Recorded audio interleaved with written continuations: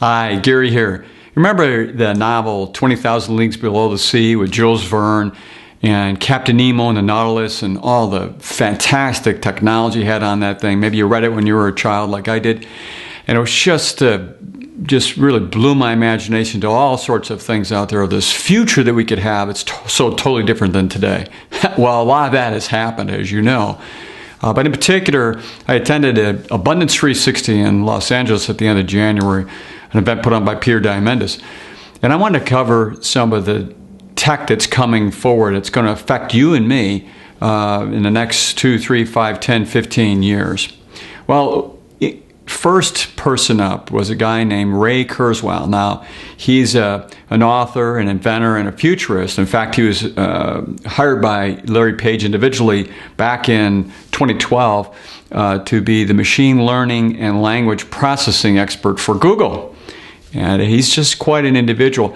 Over the past 30 years, he's made 147 predictions, and he's been right, basically right, 86% of the time. That's pretty high. You say, well, how could that be? Well, he's not reading the tea leaves or anything like that. He basically said that when you look at predictions that are related to price and performance of information technology, i.e. Moore's law, the processing power doubling every 18 to 24 months, it's fairly easy to predict what might be coming up in the next 2, 5, 10, 15 years. So here's some of his predictions. Number one, 15 years from now, you'll be able to tap into the cloud with your brain. Now, we have our neocortex, and that's kind of the last thing to develop in the brain for mammals, that we can have pattern recognition of about 300 million items.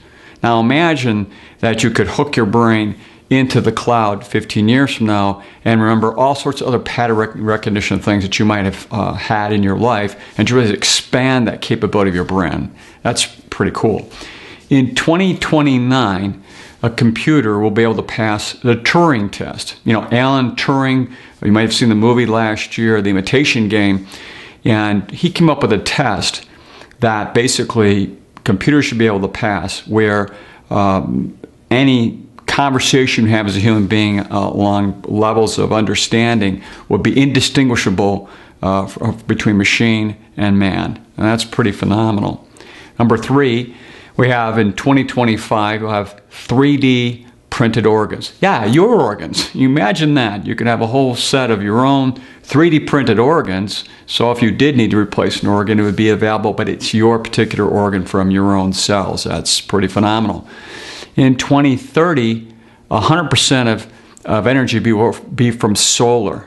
Solar, the sun, that's our biggest energy source by far, way surpasses any other kind of energy that we have available to us. So how do these predictions fit into today and how you look forward here? Well, number one, we're going to live longer. I think everybody knows that, but with 3D printing and what's going on with organs, that could be even a lot longer for some folks who have problems with their heart or kidneys or anything like that. Next is really jobs. 65% of the information jobs today were not in existence 20 years ago. And that's going to change even more so going forward. So depending on where you are located in a job, you have to be looking forward to see if that job's going to be replaced by something that's happening along these lines. And in 20 years, energy will be environmentally benign. I mean, really, if we do in fact go 100% solar, we'll see how that goes, but at least we'll have the ability at that point to do so. So what's coming up in the next 2 years? Well, autonomous cars. Tesla, right now, on the road driving, has a car that has autopilot. There are a couple of folks there who basically, believe it or not, are reading while their car is driving them down the highway right now. Now, Google's had their autonomous car tested for over 3 million miles and has had virtually no accidents. And so that's coming. That will make a big difference in how we transport ourselves around in ways that we've never thought of before. We frees up our time and what we can do in that vehicle while we do that, or even not having a vehicle and just having that rented or doing an Uber type experience. Next, we had Philip Rosedale. He's the CEO of High Fidelity. He's talking about VR, visual reality. Now, this is really advancing pretty rapidly. Well, I don't know if you know this, but really this year they're going to have what they call 4K technology that can sit in a VR in front of your left and right eye. And at that level, you cannot distinguish the pixels from reality. And that'll be the first time ever that that will happen in virtual reality. That's pretty phenomenal. So what does that do? Well, with the technology they have now where they can track your eyes, they also can look at the intention of your eyes. It only be about 2 years will they'll be able to take basically your hands, be able to manipulate within VR, within this virtual reality. Also augmented reality where you can basically flip anything up on any wall anywhere and look at anything. Kind of like, what you saw Tom Cruise do in the Minority Report. So it looks like that's about 2 years away. Well, so what's the effect there? Well, you can hold meetings anywhere. You don't have to transport people around the country to do that. It will be in 3D. You'll be able to walk around each other. You'll be able to move things around with your hands through the intention of your eyes and so forth. There's just so many applications there, and there are companies now trying that out, determining it. One of the other factors is getting rid of the kind of the cable that has to be connected to these things. And when they go wireless and they get the hands situation figured out, that's about 2 years away. It's going to be a whole new world. Next, drones. You see them out there. In fact, in March, there's going to be some new regulation passed by the FAA of this year and next year. It's really going to definitize what happens under 400 feet. Well, most of the drones today now being produced are autonomous drones. They're not being handled by anybody. They're just doing everyday activities.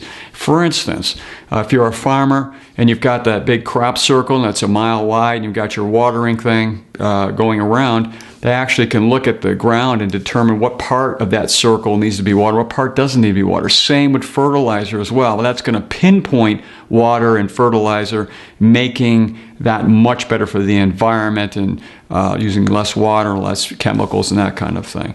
And they do many other stuff. For instance, if you're looking at doing research in the investment management arena for different companies, drones can sit there and look at what's coming in and out of manufacturing plants and distribution sites, and they can look at parking lots of major big box retailers. They can do a lot of things, just sit there and do it. And in fact, what they believe is in 2 years, drones really will be replacing satellites for information that's gathered from above. It's really going to change quite rapidly. Next is something that really will change the world a lot, and that's called blockchain. Now, this is the biggest change since the internet was invented. And blockchain simply is it was developed by Bitcoin, the cyber security, crypto security, a few years ago.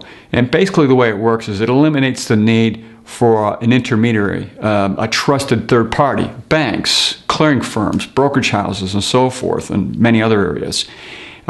Really, it's laying down blocks in order as networks of computers verify a transaction takes place. It's kind of a difficult thing to understand, just like the internet, but just think of it from this standpoint. It's basically perfect audibility, and it's an immutable record. I'll give you an example.